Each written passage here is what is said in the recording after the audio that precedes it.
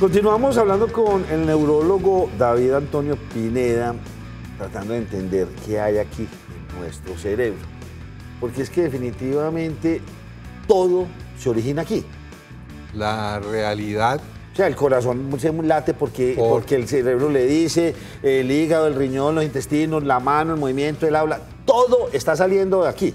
O sea, hay pues, algunas funciones del cuerpo que son autónomas, o sea, el corazón... ¿El corazón es autónomo? Sí, tiene, y los intestinos, por ejemplo, tiene hasta cierto punto una autonomía pasajera. ¿El cerebro no le dice al corazón que lata? No, el corazón tiene su propio sistema nervioso que hace que lata a cierta frecuencia y con cierta regularidad y obviamente el cerebro tiene una influencia. Sí, por eso digo, en una emergencia, cualquier acto. Entonces el corazón, me estoy congelando, tengo hipotermia.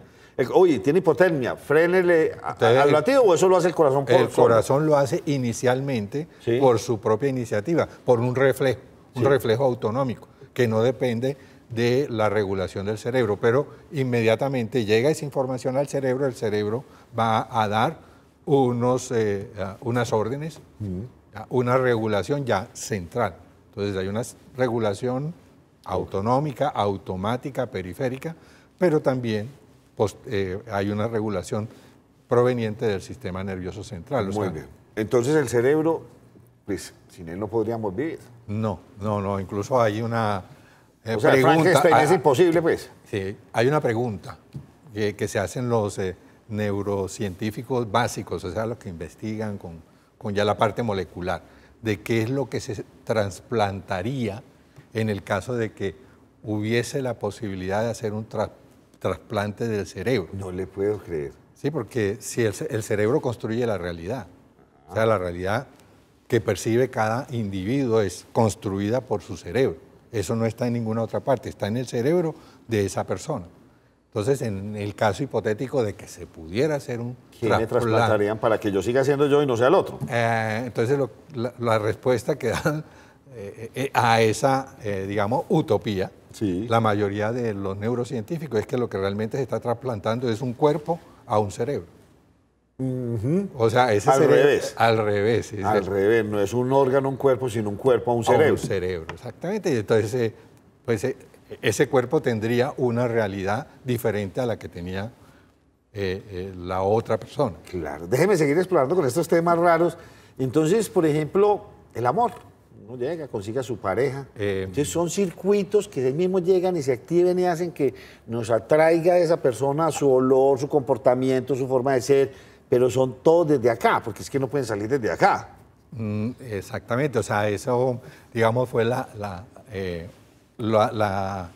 construcción que hizo Hipócrates en oposición a lo que proponía Aristóteles. Aristóteles decía que el amor y los afectos y las emociones estaban en el corazón. Y lo decía porque el corazón cambia su funcionamiento, se acelera cada vez que hay una emoción. Pero ese sí es por órdenes del cerebro. Pero ese no es automático. Exacto. Entonces, el asunto es que las emociones se modulan con... la vista, el olfato, el oído, un ruido extraño, entonces yo me altero, entonces ahí mismo el cerebro me le manda una orden, oye, déle taquicardia. Claro. Entonces, pero en la actualidad sabemos que todas esas emociones son construidas por el cerebro, en interacción con otros cerebros y en interacción con el medio ambiente. O sea que realmente la realidad se está construyendo porque hay unos cerebros humanos que están interactuando.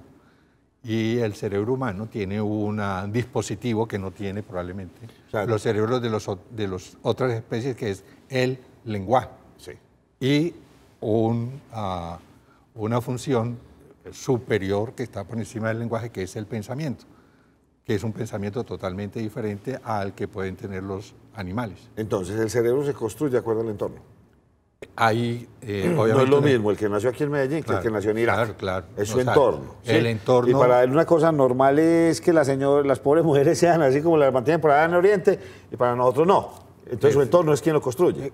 Sí, es la interacción con los otros cerebros y la interacción con el entorno. Y con el lo que construye. Sí, lo que usted me dice, no es lo mismo ir en el desierto del Sahara porque mi cerebro se Sí. Aprende a decir, no, no sube porque está en mucho. O sea, hace que todo su organismo se adapta. O sea, los aprendizajes, que es un proceso de adaptación de la conducta al entorno y al medio social, es diferente. Necesariamente tiene que ser diferente. Las representaciones, en este caso hablamos de representaciones emocionales y sociales, necesariamente son diferentes. Y como lo hemos dicho aquí, entonces, y todo eso va quedando aquí en el disco duro. Todo eso va quedando guardado, yo no sé en dónde, ¿en dónde queda guardado eso? Pues queda en unos circuitos. En unos circuitos, queda ahí grabadito. Exactamente, y genera, digamos que unos pensamientos que se vuelven automáticos, que salen rápidamente, que serían las creencias inflexibles. Explíqueme eso, ¿qué es? Las creencias inflexibles son las que llamaríamos en el lenguaje corriente principios. Entonces, esa creencia no se modifica. ¿Por qué? Porque al cerebro le resulta ser más económico dar esa respuesta frente a esa situación especialmente de tipo social. ¿Está de acuerdo usted con asesinar a la gente? No. Entonces él dice, no, pues yo no me voy a enredar en otro pensamiento, eso es lo que usted me dice. Exactamente, ya no se piensa, no se reflexiona. No se reflexiona, porque sobre eso hace esa parte de unos situación. principios básicos. Ya, eso es, de acuerdo en el entorno en el que yo haya sido creado. Ya, ese es un pensamiento automático. Sí. Sale automáticamente, inmediatamente, sin reflexionar sobre esa situación, porque ya ese aprendizaje se construyó a lo largo de toda la crianza. Y hay otras creencias que son más cambiables, que se modifican, son flexibles.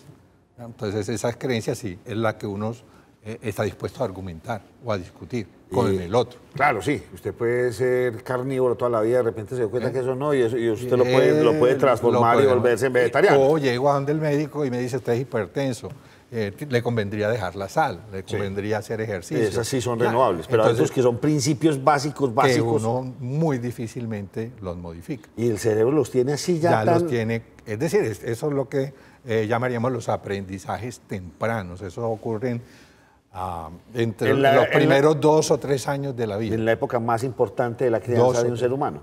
Ya después de cierta edad modificar, es decir, estructurar, digamos, creencias tan sólidas ya es más difícil. Vamos a hacer una pausa y volvemos con ustedes.